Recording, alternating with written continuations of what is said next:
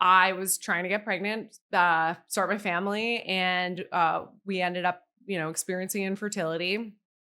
Sort of like a year into that, was sent for, the standard testing that they send a lot of women and couples to.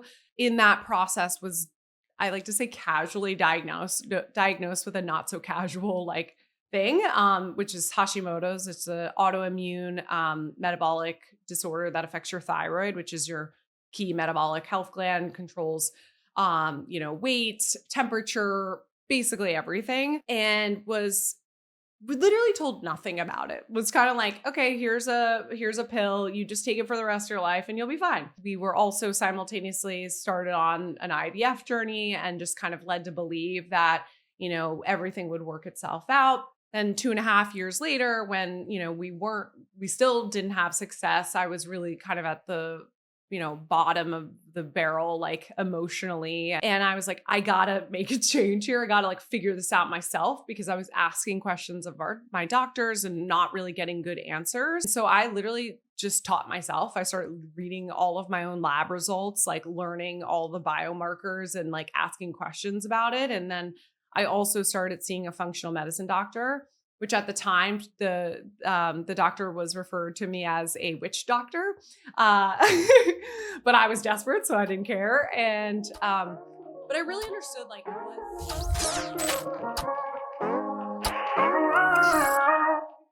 Welcome back to the Turning Pro podcast. Today is season 4, episode 1. We have Allie Egan, the founder of Veracity. Thanks for joining us today. Thanks for having me.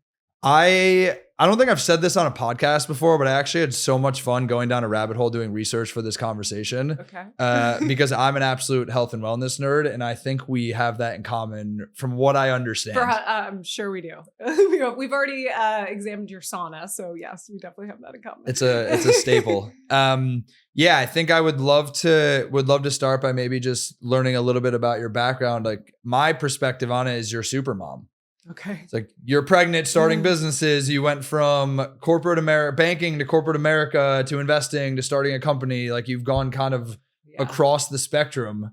I would love to learn a little bit about that journey and how you ended up where you are today. Yeah. Well, I guess I'm just bad at relaxing despite my efforts to try to do so. But yeah, no, I'm a Philly kid originally. Went to the University of Virginia. Didn't know like so many people what I wanted to do. Found my way into investment banking because it's just sort of what you're supposed to do. But from there, I found my way to consumer private equity. So I worked at a firm called L. Catterton, investing in early stage consumer businesses, and was pretty hands-on with our founders and CEOs, and just became very clear to me, like, that's the job I want. I don't want my boss's job. Like that does not interest me in the long term. And so decided to make a pivot and, want to build brands and be like a true operator. But I didn't want to be like a finance person in a business, which is what most sort of ex-bankers, ex-private equity people go, and they're like a CFO, right? And I was like, I don't want to be a CFO. If I'm going to be a CFO, I might as well be getting paid at, a big firm or consulting or whatever. And so went to business school, and, I really use business school as an opportunity to like get a lot of reps as an operator with, no actual operating experience prior to that. So I ended up working with some really cool brands at the time, like Glossier, the beauty brand, in 2014 when they were first getting started, and Alice and Olivia, the clothing brand, in health and wellness with Pure Barre. And then when I graduated, I went to work at Estee Lauder companies, worked at 3 of their brands, Clinique, Origins, and La Mer.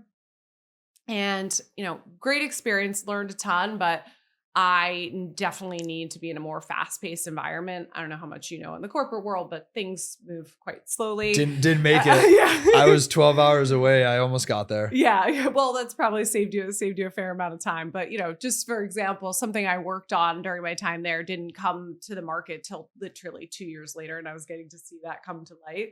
And I was like, my brain does not compute on that timeline. And got the opportunity to join a well-known women's fashion brand called Cynthia Rowley. It's a contemporary brand, and help her launch an actual direct-to-consumer business, because at the time, like most fashion businesses were like wholesale businesses or licensing businesses.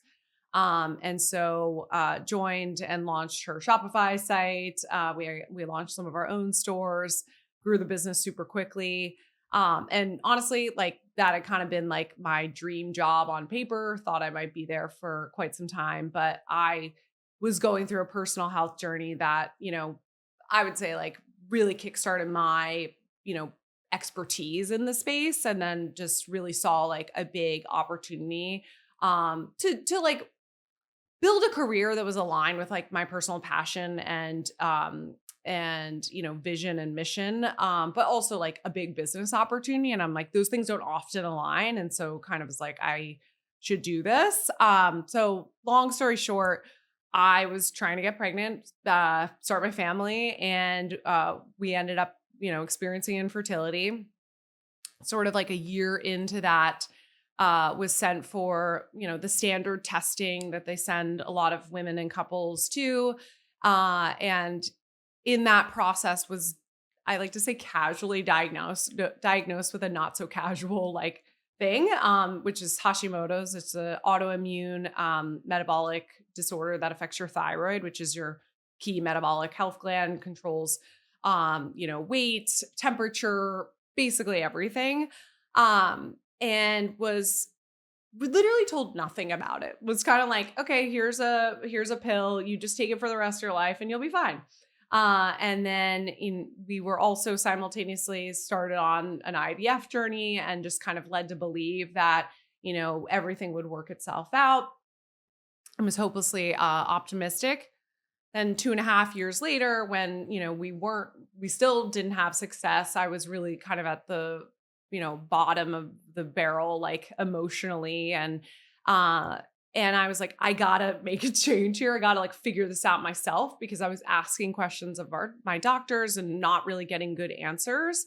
And so I literally just taught myself. I started reading all of my own lab results, like learning all the biomarkers and like asking questions about it. And then I also started seeing a functional medicine doctor, which at the time the doctor was referred to me as a witch doctor, but I was desperate, so I didn't care. And but I really understood like what this disease was, like the imbalances in my body that it was causing, and like started being able to make some lifestyle adjustments. Like, and like I had been a healthy person before. I'm a marathon runner. I eat pretty well, all those things, but that doesn't mean that like there aren't things in your body that are not causing it to work properly and efficiently. And that was obviously the case for me.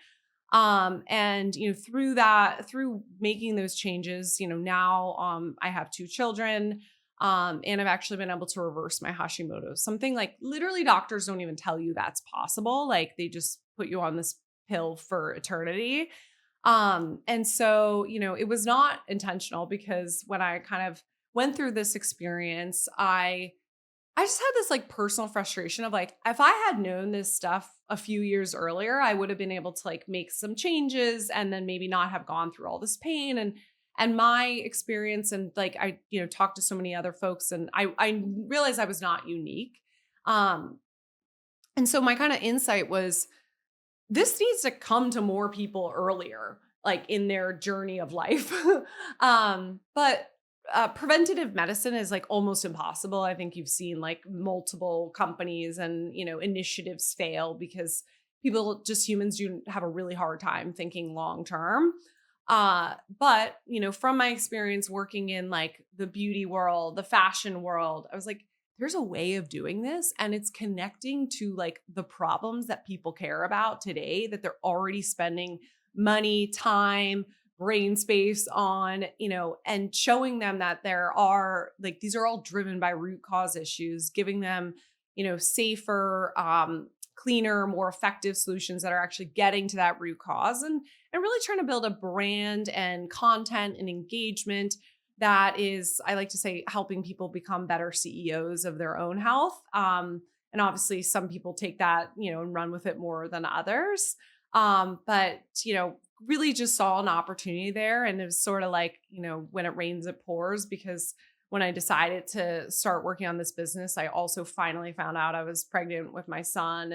And And so, over the last, I guess, almost 5 years, I've been building a company and my family simultaneously. So it's hopefully I'm gonna look back and be like, how the hell did I do that? But just right now I'm just kind of powering through. I appreciate you sharing that. A question I have for you, I don't know if this is a function of how I spend my time and who I spend my time around, but do you feel like there has been a shift over the last like year or so on just this notion of the healthcare system? And because I see all these companies popping up, whether it's like Superpower, Function Health, of this concept of being proactive, like getting into the root causes, like understanding your actual body before just like going to the doctor and being prescribed something. Yeah. From your perspective, as someone who's been way deeper than me in it, just given that it was your personal experience and the business you're building, what do you think was that societal shift that has all of a sudden sparked way more conversations now than I ever remember a few years prior? I think it's two things. I think it's generational, and I think it's social media has good things and bad things about it, but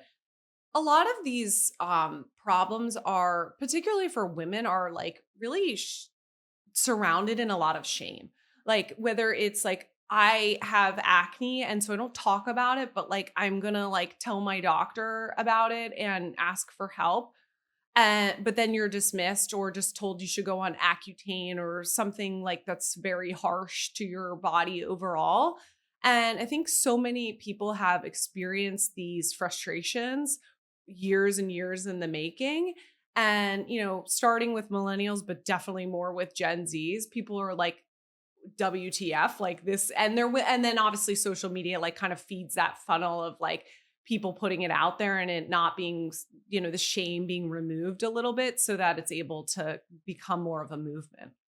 Yeah, I guess it's asking the right questions and being willing to like question everything. I think it's feeling like you're not alone, because I think so many people feel like, oh, it's just me, like, or I'm like, my body is just screwed up, and now it's like, oh no, wait, actually, like so many people have these problems. And I think the other piece of it, which has been a learning for me throughout my professional journey, is disassociating someone's like title or pedigree with everything they're saying as like being the truth and the only answer, right? Because when you're young and naive, you go to a doctor tells you something, you're like, all right, well, that's the problem. Yeah. You don't think to like question that, because in your mind, you're like, well, they went to school for X amount of years. They've been working as a doctor for X amount of years. Yeah. In what world am I qualified to like push back against what they're telling me? Yeah, totally.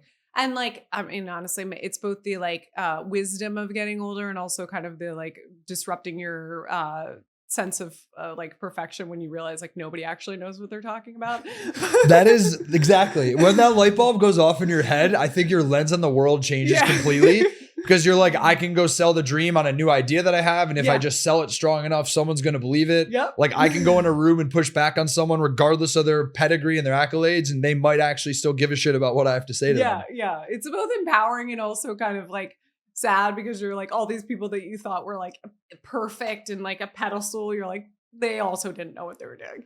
But no, I mean, with physicians, I have a lot of sympathy for them, because there's like, this like backlash of like, Western medicine is crap and whatever. But like, we have to realize like they are only as good as the system allows them to be. And they are also humans too. And we have chosen in our world of Western medicine to say precision is more important than, holistic care, or however else you want to term it. So like, for example, like OBGYN is like, most women are mostly going to their OBGYNs, not even a primary care doctor. The OBGYN is basically, I like to say, like, is a baby surgeon. Like their main training is centered around like being able to, somehow extract a baby from the womb and not mess it up, right? Like so the whole training is centered around like minimizing the messing of that up. But yeah, we rely on them for like every hormonal health concern, any like, pre-pregnancy, pregnancy, postpartum, general health and acne. And they're not trained to do that stuff. And they learn through their clinical experience and hearing a bunch of people, but like, they're also not human algorithms. They can't give us the like best output.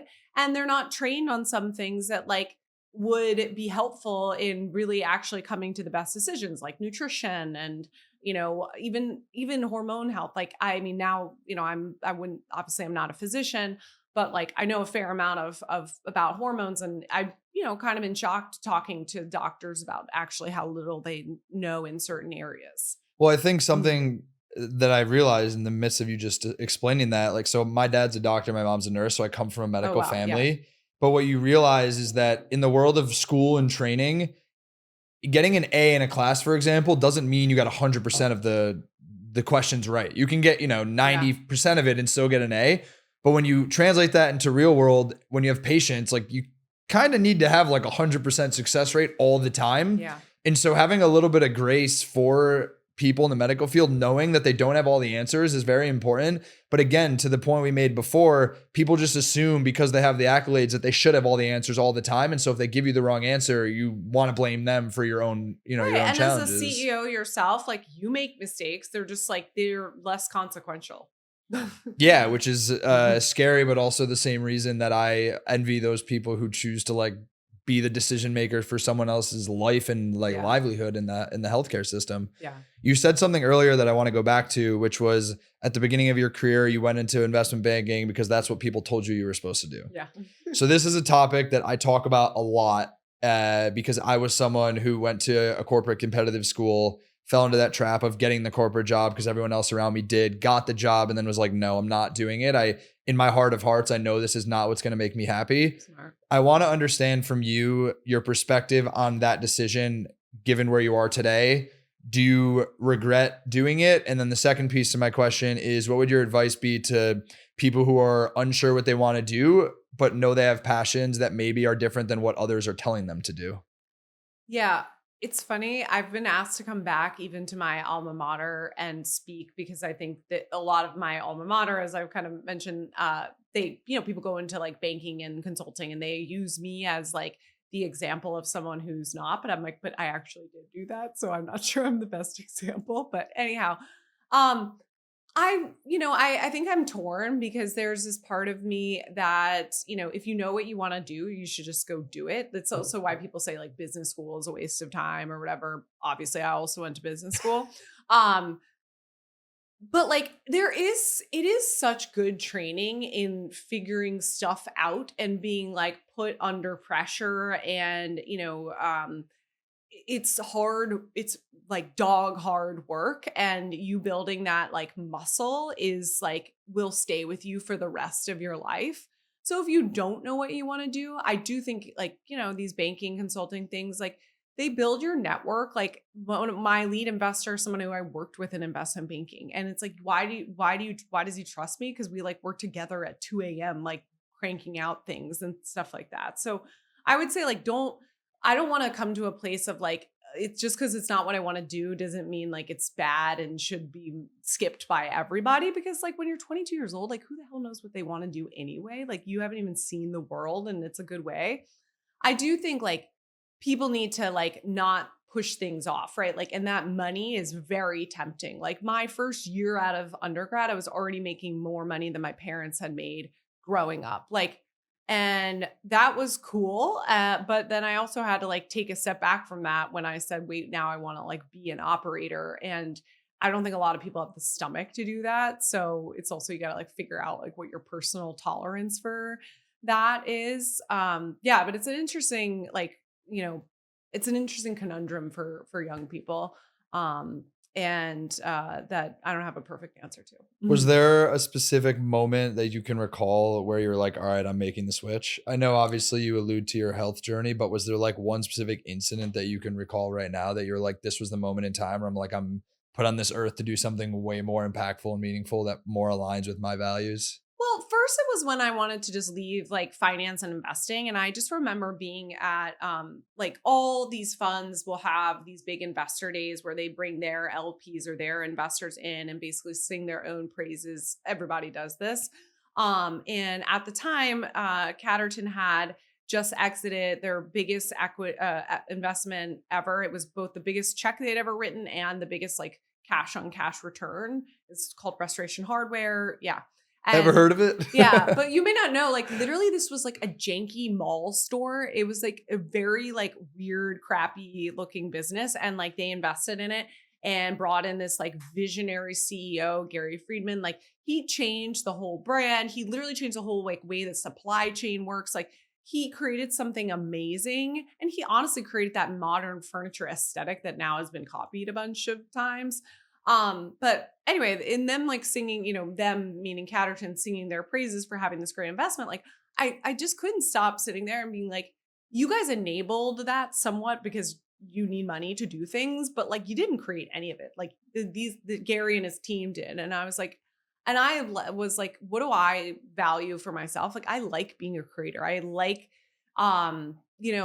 putting my money where my mouth is and being like, this is my idea. I'm going to go build it and like, measure up. And like, sometimes it won't work and sometimes it will. And that's when I was like, I gotta, switch it up in general. And then, with starting my own company, being completely candid, and I feel like something I feel very passionate about is like a female entrepreneur who's raised venture capital is being very honest about it because I don't think there's not a lot of transparency. Obviously, there's not a lot of them, but I was super excited about this idea. But like, I had a great job, and like, I also was like, probably wouldn't have just like so easily left that behind. But like, why?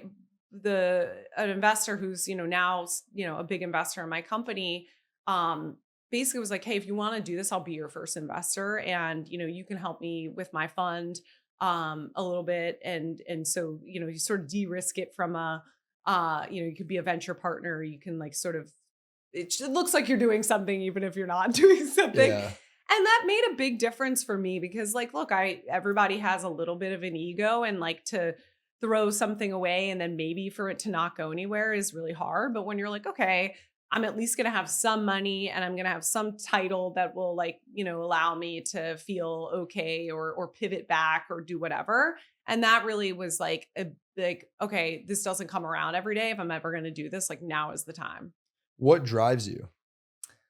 It's a good question. Because you were like, I can't sit still. And I'm like, I can relate because I feel like I've done a lot of the similar activities that you have. So Yeah. I'm trying to understand from other people. Do you know what drives you? Like, I don't know that I've been able to like my whole life put it into words. Like, I feel like it's a talent. Being intrinsically motivated is a talent. And there's no other way of saying it. Like I'm in a better, happier place when I'm like solving problems, figuring stuff out. Like I just like doing that. Like, and I think it's like even I kind of alluded to it, but like both my parents worked for the government growing up. Like there was no pressure on me ever to like do well. It was sort of like I took the SAT and I didn't even study for it. Probably wish I would have, but whatever. So I think it's just like I like challenges. Yeah, I think for me, curiosity is a big part of it. And Yeah. then the other piece of it too is that I just find fulfillment in like doing things. Yeah. I have to make more of an effort now to like turn my brain off to like find time to be intentional. For sure. That's actually the harder part. So I guess that's another question I have for you as super mom, where you're like building businesses, investing in businesses. You also have kids and a family. Like, how do you think about the work-life balance piece? Because admittedly, that's something I'm not good at, where I feel like it consumes me a lot. Yeah. And there's like honestly no good answer. I honestly kind of even hate the word balance because it's just like a misnomer for people and makes them feel bad about themselves sometimes.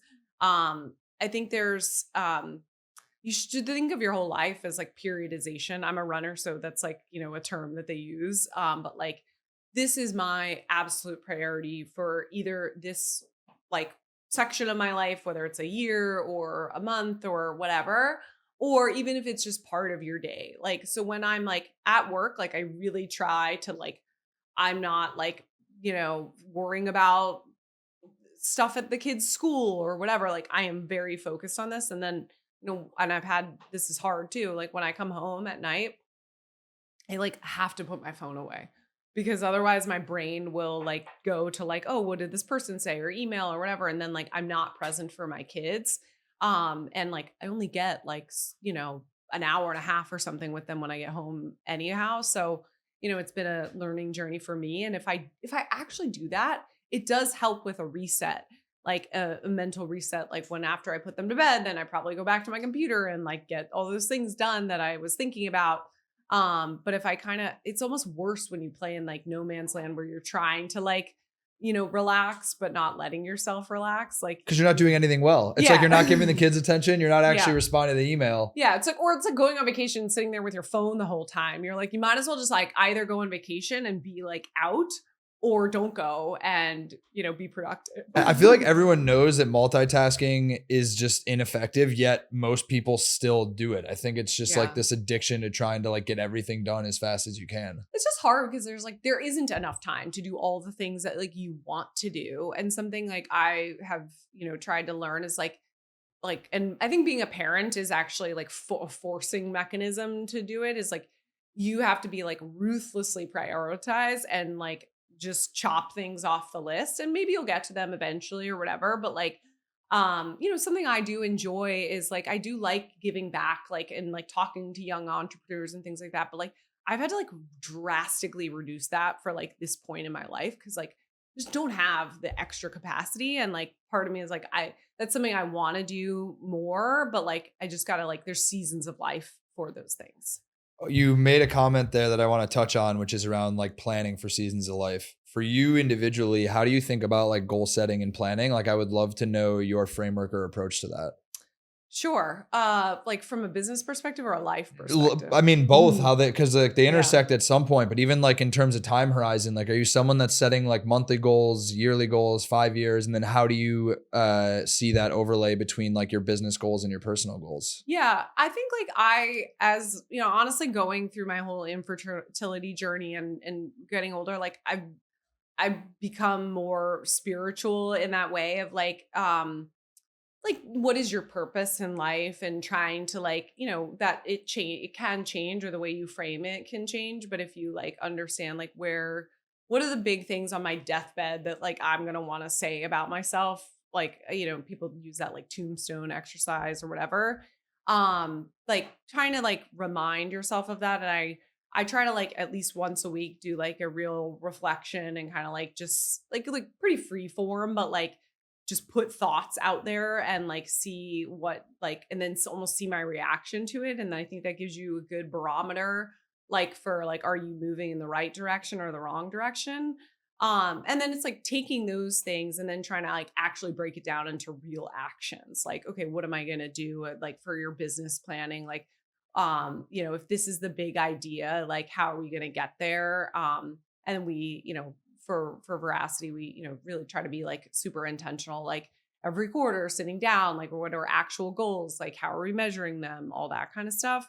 But just really keeping that simple, I think, is the hardest part of it, because you can like just write like all these complex goals, but like you realize in life like how little control you actually have over outcomes. But like if you control your own like processes, that's gonna like, it's gonna put you in the best position to take advantage of it when time decides that it's right. Yeah. And then another piece of it, I think you alluded to this as well, but like there's a small minority of women who are like mothers and badass founders. Like obviously we all would love to see that number grow. Yeah. But I want to double click into that part of your life with your relationship and how you like manage a family, because I think, I was sitting here recounting with like my friends, and I don't really have many friends whose mothers are like badass CEOs. Yeah. So I'd love to know how that has like affected your relationship, or maybe just like your communication style, knowing that like you're doing something that I would say is not the norm today. No, yeah, no, that's fair. I mean, first of all, it's not the norm because it is really hard. And like, we want to pretend like men and women or females and males are like exactly the same, but they're not. And like, even with children, like I think women, men, females, whatever, they just have different like preferences and different callings to them, even biologically, that want to have them be in different parent type of parents. Not I'm speaking somewhat in generalizations, but I think it's like people say like mom guilt and things, but that's real, and it is rooted in actual biology, and it makes sense. And it's like, for us to like cover it up because we're trying to like be super feminists is like also silly. It's like, we should also like just be real with ourselves. Like, what do we want out of like life and this experience? But I guess like a couple of things to say. Like, one, I do feel really lucky that like I have a great husband who, I wouldn't be able to do what I'm doing and take the risks that I'm doing, like without like his financial stability, but also like, I think he like respects like, and is like, no, I want you to be like a badass, and like supports me in that. And so it would be like, it would be too much of an uphill battle if I didn't have that support. So that's really important. And you know, for people who are like maybe get in a relationship, like having a partner who really like, who aligns with your vision of you as well is like super important. Like, you know, I didn't think about this at the time, but I dated a guy in college that, you know, I thought maybe I would have married him, and like he definitely did not have that vision of me, and like who knows what would have happened if I had stayed with him. Um, and then the other thing I think is like we need to make it easier for people. Like I'm able to do some of the things I'm able to do because we're in a relatively, you know, well off financial position. Like I live in New York City, I can have access to childcare, et cetera. Like I think it's like so messed up that like our society now is like telling women to freeze their eggs and wait till they're 40 to like have kids if they also want a career. Like that's not like biologically correct. And also like I don't necessarily want to be like the old mom on the playground, like not being able to like run after my kids or like, you know, stuff like that. It's like we've got to figure out how to like give people access to like childcare so they can do badass things, but like it feels so impossible for so many people. So like I do feel lucky that I'm in that privileged position.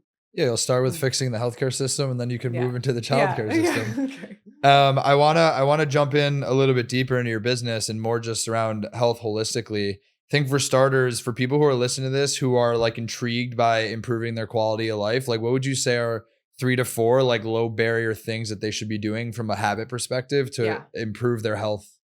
I mean, look, I think when you talk about holistic health, like what does that mean? Like it means that you're treating the entire person. That's, you know, physical, mental, emotional, et cetera. And also like thinking about problems, not constrained to one area of the body. So like, and that's the problem with our medical system. For example, if you have acne, I'm going to treat the skin versus like thinking about like, where is this, you know, imbalance of maybe testosterone coming from or things like that. And so, you know, it's, you know, it's harder because you have to like really treat all of these different, you know, aspects of you, like what you're putting in your body, on your body, how you're moving your body, how you're resting your body, et cetera. But another thing I like to just ground people in is like, in this world of wellness, there's like all this like biohacking, you know, bullshit. And like, and it's not that like, you know, the Brian Johnson kind of stuff, which like, look, it's super interesting. Like I'm a science nerd, so like I'm kind of interested by it, but like it doesn't move the needle like that much. Like there's so much if you just like actually, you know, figure out how to get better sleep, how to like eat vegetables and not processed foods. Like your body actually knows what to do. And like when people like, you know, when I've cured my Hashimoto's, like could it come back? Yeah, for sure it could. But like, and people like want to hear this like crazy thing that I did that like is the tipping point. And like the basically 2 things I did were I stopped eating gluten and I really removed my exposure to endocrine disruptors as much as I have like human control over. So I'm really glad you provided us glass drinking, but like, you know, minimizing plastics, not putting stuff in the dishwasher, like looking at the materials in my house, just like those tiny, they seem tiny and inconsequential, but I think it's this cumulative load on the body that you're asking it to do. So I guess general principles are like regular good health hygiene. And then also just thinking about like all these little like, you know, battles that we're forcing our body to fight, whether it's like the processed food or the chemicals. And it's like, if you try to like just even remove a quarter of those, like your body's going to work better. So yeah. The way that because I had like a big light bulb moment a few months ago, and the way that I thought about it was if you ask yourself, what are either the things you do the most of or the products that you consume the most of, if those aren't of the highest quality, then you're probably doing something wrong. So for me, it was actually sleep and water. Yeah. So I became a huge sleep nerd a month ago. My girlfriend tells people that she sleeps next to a robot because I have like the full, like a nasal dilator and the eye mask and the mouth guard. Yeah, I've like tried a bunch of different things. Yeah. And then with water, like I just got, there's Aurora is the company. Have you heard of it? Yeah. I have. So I have Aurora machine, and like the whole Okay. thing about like drinking it not in plastic. Yeah. So like you're 80% water, Yeah. and you're supposed to drink a lot of water. So why would you not drink the highest quality water? And with Yes. sleep, it's like we all know that sleep is the most important thing for us. Yeah. Why would we not get good sleep? Yes. Right.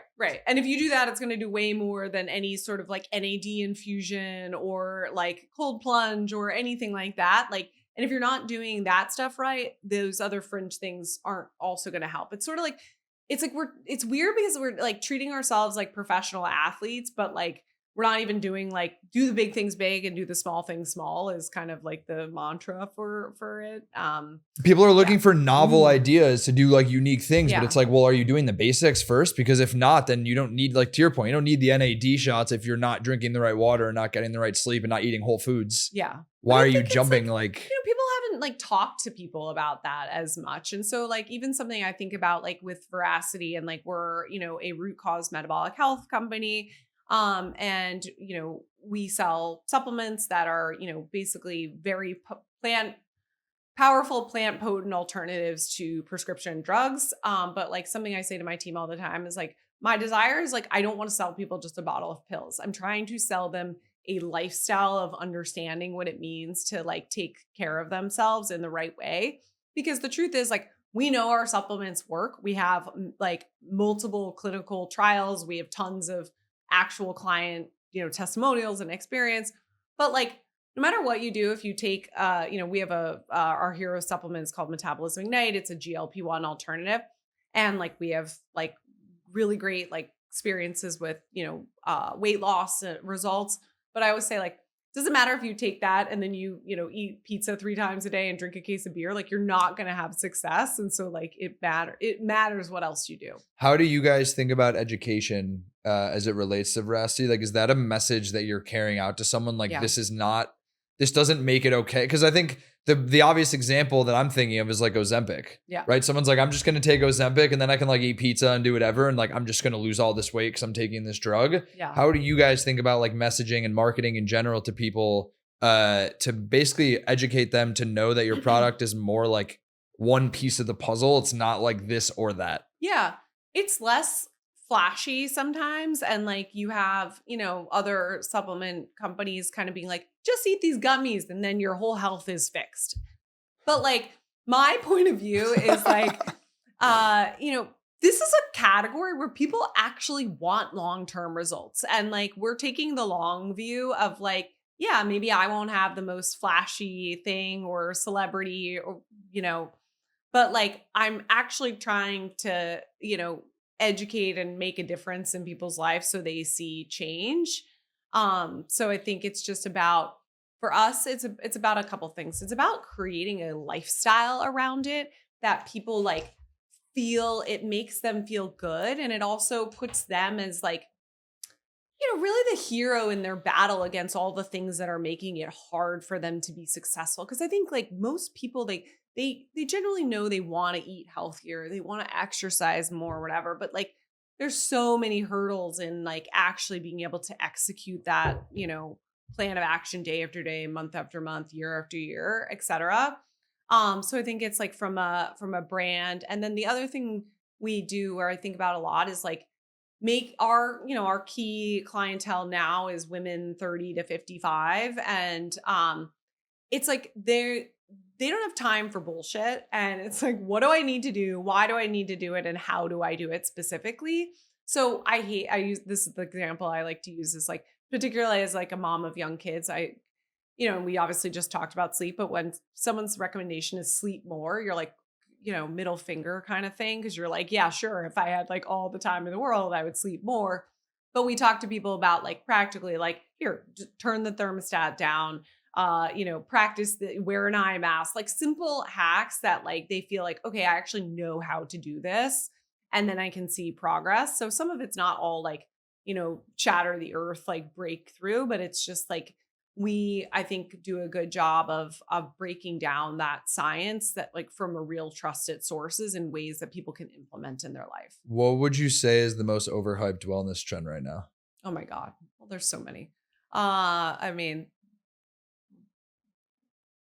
I'm trying to think of, I'm not like a big TikTok person, but obviously there's like, the whole like apple cider vinegar and things. And like, I use apple cider vinegar. I don't think it's like bad, but like, again, like things that you are not a complete resolution. Like a more simple thing is like people should stop using mouthwash because that's killing your oral microbiome and it actually affects like the way your body processes nitric acid and ultimately blood sugar and things like that. And like, that's a much bigger needle mover than taking some other things. Wait, I want to talk about that because I actually don't use mouthwash. Yeah.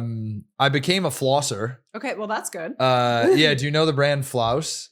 It's a female founder in New York, Okay, Sam Cox. Okay. She's another like badass CEO. All right. She made an electrical flosser. Oh. So my whole thing was like, is it coated or it's just like? Well, you have like floss heads that are replaceable. Okay. I don't know. You know how like some of the Colgate crests are like they're coated in basically Teflon materials? I don't like, believe so. Yeah, okay. But my whole thing was like I hated ripping off a string. Like it was just so time. It's gross and time intensive. I was like, I just don't want to do this. Yeah. But once I got one of these devices, I've done it every single day. But I actually didn't know this about mouthwash. So it's not good for you. It's not good for you. Are there any mouthwashes that are good for you, or it's? No, because it's killing your digestion starts in your mouth. Like your mouth is part of your gut, and even like something we talk to people about, like is chewing your food 20 to 30 times, or you can, because we're moving through life so fast that we're just shoving things in our mouth. And if you're actually not even breaking down things in your mouth, then they're not getting processed and you're not getting those nutrients further downstream. And then you're just excreting that as waste or whatever. So the mouth and like is a key part to your overall like health and wellness. I would say that like is kind of ignored. So what are more specifically with gut health, like what are the other things that you would say are maybe not talked about enough, or the common things you should be doing that people are just unaware of? Let me think of like the example is like don't use mouthwash. I'm like, okay, check. Yeah, I think like look, people like have some awareness of leaky gut and what that means, but but they don't really actually understand what that means. But basically, like your intestinal wall is only one cell thick, and lots of different things, stress, like Hashimoto's, whatever, can disrupt that intestinal barrier. And then once that gets broken, like it's almost like haywire. And that's when it's really hard to figure stuff out. So I would say in general, like instead of just doing these like, oh, I'm going to take a probiotic and assume that my gut health is like in a good place, like really doing like a full like cleanse sort of, and that doesn't mean like just drinking like, lemon water or whatever. Like we have a cleanse product that helps like reset this.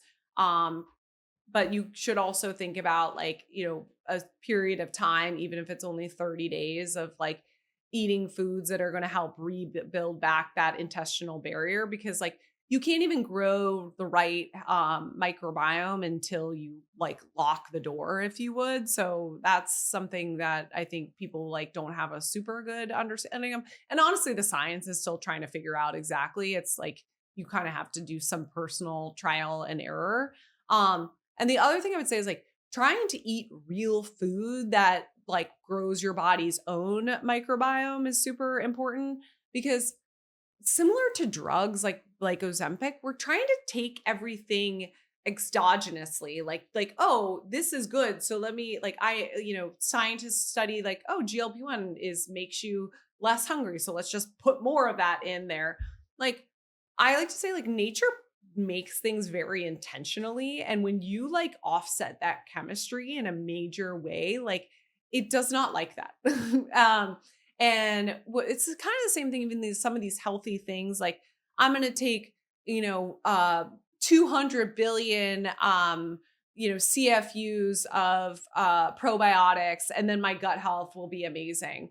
Well, like, what actually creates a better microbiome is when you're feeding your gut microbiome with the right fiber that, it then is colonizing in itself and not having to just like plop additional stuff in there. So yeah, I guess those, I don't know if that's too complicated the way I said it. No, but- this is helpful. I have another question, and maybe this is a stupid question, but I ask them anyways. Yeah. Why, and maybe this is incorrect, but I find that like the gut health problem is way more prevalent in women in my life versus men in my life. Yeah. Why is that? Or is that incorrect? No, look, I don't have like perfect data on that, but I think women in general have more signs of gut dysbiosis, which will be like sort of like signs of IBS, gas, bloating, indigestion, constipation, all that kind of stuff. And I think part of it is because our hormones are different. And then even the cycle within the month sort of like puts us in a different place. And that, is kind of annoying, but like it's the reality of what you have to deal with. But like estrogens, for example, we have all of us are exposed to way too many estrogens and estrogen mimickers, and estrogens can live, like those molecules can live a while, and they can build up in the whole body, but particularly in the gut, and then cause other issues. So that is why like cruciferous vegetables like broccoli and Brussels sprouts and cauliflower and things like that are super important for that like detoxification aspect from like estrogens. Yeah, and then like look, I think in general like this is not super scientific, just to be clear, but like cortisol mismanagement is a big factor in what stores, what offsets blood sugar and like leads to different both gut and overall like health issues. And I think like women, they say that women have higher levels of stress on average, maybe because they're dealing with kids and businesses and all that stuff. So being able to like get your cortisol, not like eliminate cortisol, that's like actually not good either, but it's really about like you want your cortisol to like rise within the first 30 minutes of the day, and then you want like this general like really nice sloping curve downward to like melatonin then starts to take over around like 6 p.m. and you get restful sleep or whatever. But a lot of women, like their cortisol is spiking at night, and then like even if they're sleeping, they're not getting restful sleep. And if you don't get restful sleep, like then your body can't do the detoxification, because 90% of that detox happens when you're sleeping.